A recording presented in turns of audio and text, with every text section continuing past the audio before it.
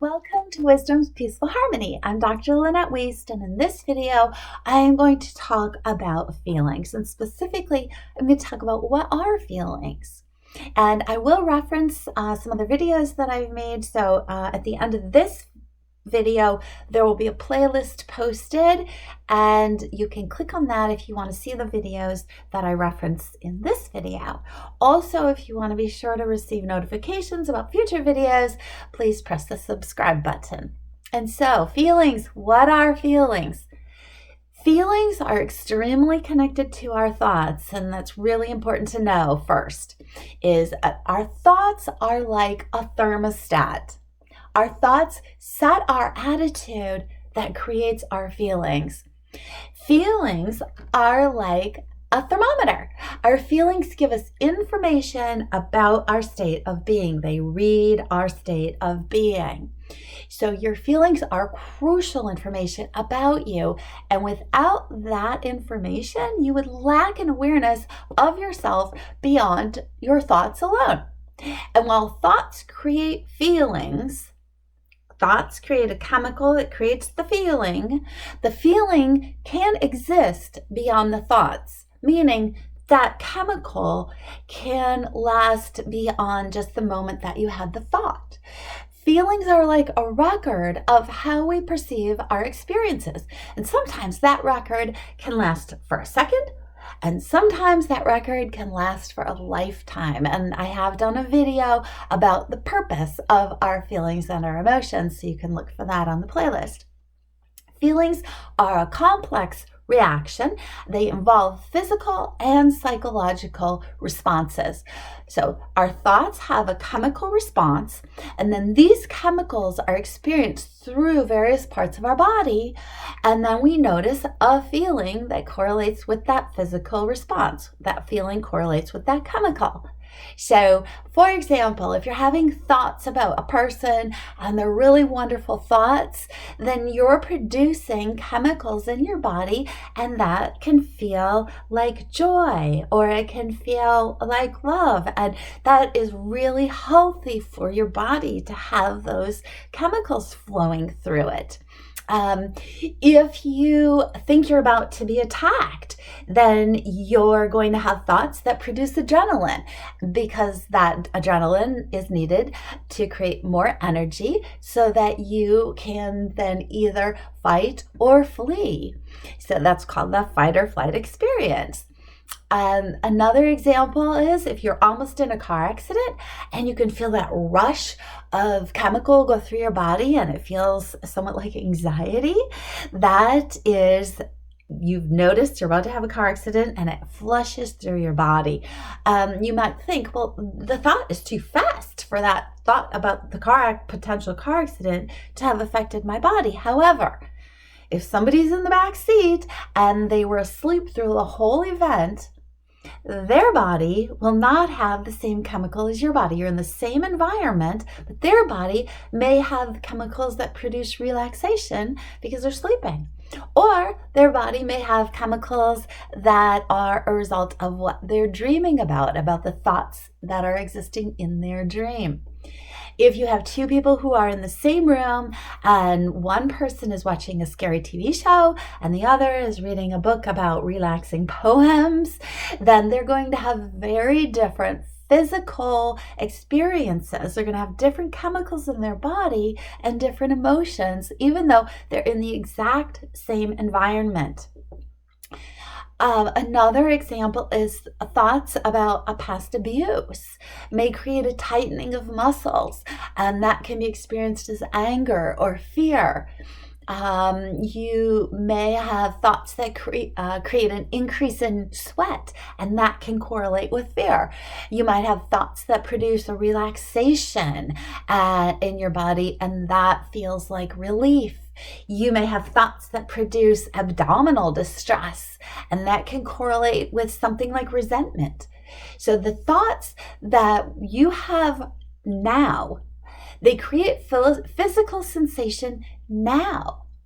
Now, sometimes these chemicals can be stored in the body. For example, when it's a really intense emotion or a really intense chemical that creates a really intense emotion, like trauma. So, thoughts that create chemicals that are related to feelings like fear and helplessness, they can get stored in the body and then they can manifest over time into physical problems if they are not dealt with and resolved. So, they can manifest over time in ways that can interfere in your body's ability to function in healthy ways. So, you want to be sure to give attention to your feelings when they appear, and then you want to be sure that they're addressed and resolved. And if you're not sure how to go about doing that, you can talk with a friend, or you may even want to talk with a counselor or a therapist about how to do that. You don't want to store uncomfortable chemicals in your body when they're not good for you.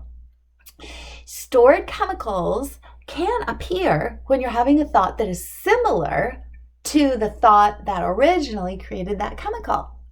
So be sure that you know if your current sensation, the current feeling you're having, is connected to an event that's occurring now or an event that occurred in the past.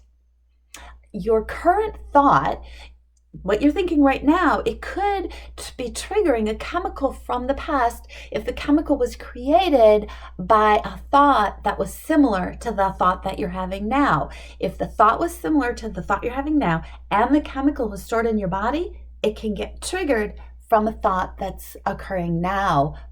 So it's really important to be able to recognize if that's happening.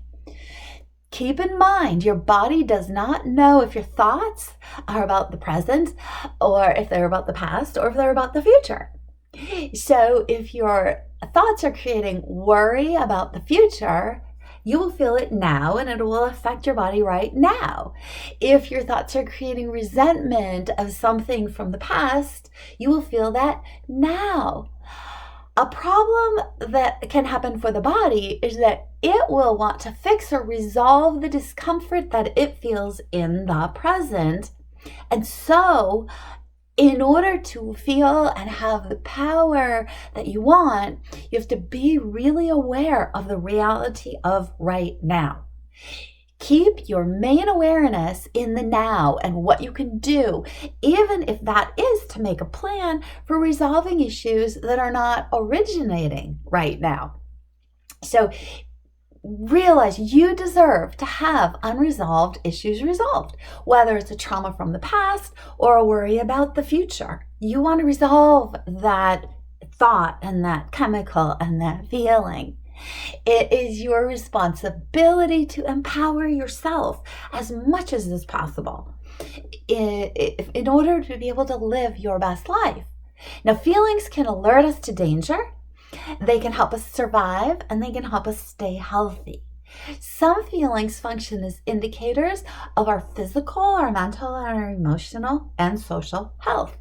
Sometimes changes in the body are noticed before the changes in your mood are identified. And so in this way, our body can give us clues before the feelings are obvious. Feelings are created by our thoughts about people, places, things, and ideas. And when thoughts are unhealthy, then uncomfortable feelings can form. You want to be sure that you stay aware that many of your thoughts, opinions, and points of view are learned from your life experiences, so they may or may not be accurate. We can change these thoughts when there is a healthier way of understanding. For example, when we aren't getting what we want based on our belief that we're entitled to something, we may experience discomfort. Discomfort does not usually mean danger. So notice that even in the discomfort, you are okay. To feel better, you might want to reevaluate your thoughts about your strategies or your thoughts about priorities. And it might be best to change the thought or change the opinion or change your point of view in order to be able to meet your goals in healthier ways, to achieve a new perspective or to learn a lesson, or it may be that you need to have an increased acceptance. And that's not to say that you need to say that the external things are okay. Acceptance does not mean that you're saying all of this is okay, but you want to know that you are okay and that you can do what you need to do without worry, without rage, without fear, without any feelings that are going to take away your energy and your power. You may need to decrease your thoughts of judgment about yourself or judgment about other people. You may need to evolve the way that you're seeing something so that you're looking at it from a bird's eye view. You may need to create a higher goal or have a new insight. And I have done a video about how to choose your thoughts and your intentions that will give you more power, so you can look for that video. You want to be empowered. You want to have thoughts that create the feelings that you want. Your thoughts can be changed. You can change your thoughts. You can find different ways to see things. In each moment, choose your thoughts wisely in order to create the healthy feelings that are good for you. So keep in mind, your thoughts are the thermostat. Our thoughts set our attitude to create our feelings, and our feelings are like the thermometer. Our feelings give us information about our state of being. I hope this has been helpful. If you would like to receive future videos, be sure to subscribe. And if you want to see the videos that are in the playlist, click on the playlist that's posted. Welcome.